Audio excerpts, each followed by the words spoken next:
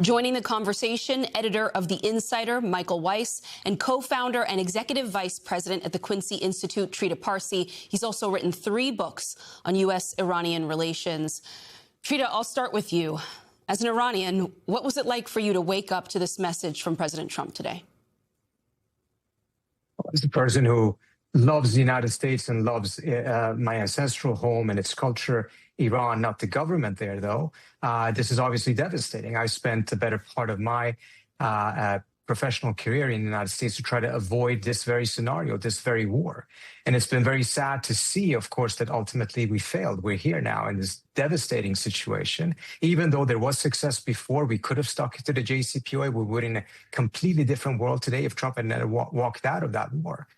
But I think it also, unfortunately, has vindicated what many of us have argued and said that this would absolutely be a disastrous outcome and that we should avoid this and find a different way of dealing with the challenges that the government in Iran has posed to the United States.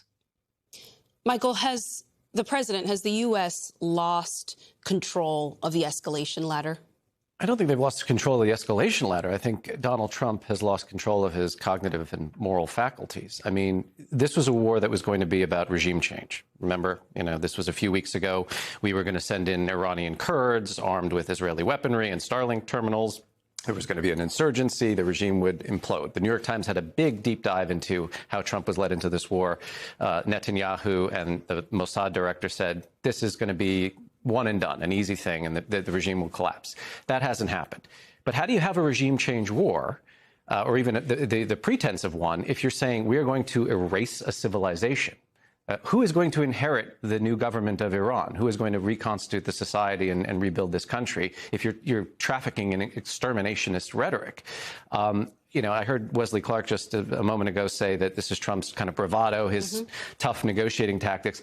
I think that's right, but it's also insane. And it puts our military in grievous harm, because now what you're going to have is the Iranians not only seeing this as an existential struggle, which I think that they do, but I mean, whatever kind of limitations they put on their retaliation will probably fall by the wayside now, because they're going to take this quite literally and seriously. Yeah. Trita, whenever asked, the president acts as though Iranians inside Iran are actually appreciating when bombs are falling around them. I want you to take a listen to the president, and I'll talk to you on the other side. They would be willing to suffer that in order to have freedom. The Iranians have, and we've had numerous intercepts. Please keep bombing. Bombs that are dropping near their homes. Please keep bombing. Do it. And these are people that are living where the bombs are exploding. And when we leave and we're not hitting those areas, they're saying, please come back, come back, come back. So, Trita, is that what Iranians are saying, to your knowledge? Please come back, keep bombing us. Not at all. Now, undoubtedly, in a country of 90 million, there may be a tremendous amount of voices and opinions. I do believe that earlier on, there was some who had been led to believe that there is such a thing as democracy bombs. I think they have changed their minds quite clearly at this point. But as the New York Times pointed out, the Israelis did sell Trump this idea that this is going to be so easy, just a little bit of a push, and you will be the historic president that gets rid of this regime. Similarly, I think there's also been an effort to sell him this idea that this actually is supported by a majority of people inside of Iran.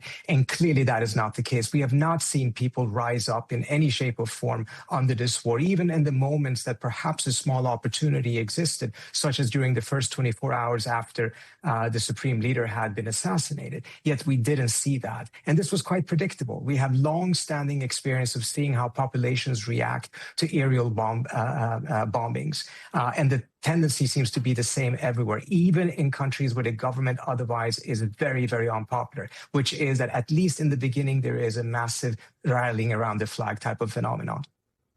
Michael, I want your thoughts on how likely this 8 p.m. action, this exterminationist action, it actually is.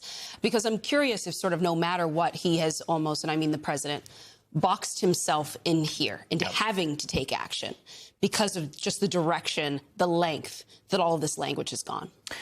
I think, and again, coming back to that New York Times deep dive, there were only 2 people in the administration who were really gung-ho about this. Donald Trump and Pete Hegseth, even Marco Rubio, a longtime Iran hawk, very skeptical about the objectives of this war. But one thing has been consistent, I think, in all of Donald Trump's military campaigns. When he says he's going to escalate, he usually does, right? It may be a negotiating tactic, but his instinct is, I need to hit them hard. And Axios was reporting this week that he is really looking to drum up, our campaign here. He's not looking to wind it down. Now, there may be a time limit. How many more weeks is this going to last? I met with a senior intelligence official yesterday, and I proposed the following scenario. Let's say we meet the 3 military objectives that General Kane laid out. Destroy the missile program, which hasn't been completely destroyed, as we were led to believe. Eliminate the entirety of the nuclear program, also a bit of a heavy lift at this point. And, keep the Navy out, destroyed, whatever. What then? What is the political endgame here?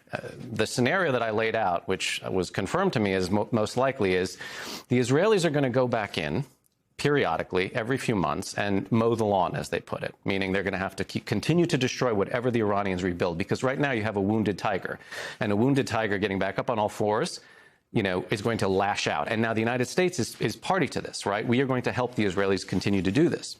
And whether it's Donald Trump in the White House or the next administration, ensuring that Iran does not have the ability to retaliate or to take this war back at us is going to be a matter of national security priority. So we're kind of locked in here. And the Israelis might have thought this was going to be a quick and easy thing, but they have now basically got the United States involved in this thing in perpetuity. Locked in here with a foe who we have in some ways made more dangerous.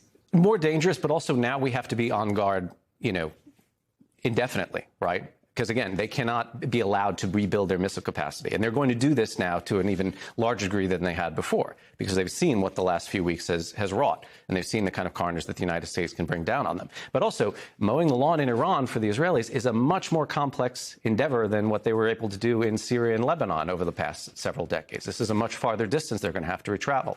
They're going to need refueling rights. They're going to need bases. Perhaps the Gulf Arab states will help them in some way, because they're now quite incensed at how Iran has retaliated against civilian infrastructure in the UAE and Saudi Arabia. But I don't see this being wrapped up so quickly. Donald Trump is very fond of doing his mission accomplished pageantry. The war's already won, he says. We don't need allies to help us open the Strait of Hormuz. He brought up the example of Venezuela again yesterday. Right. The war is won, but we're going to annihilate an entire civilization, possibly at 8 o'clock tonight. No, this is going to carry on for years to come, in some form or another. And this is going to become, as I say, an intelligence priority for the United States indefinitely. It already has been, but now it's going to be even more so.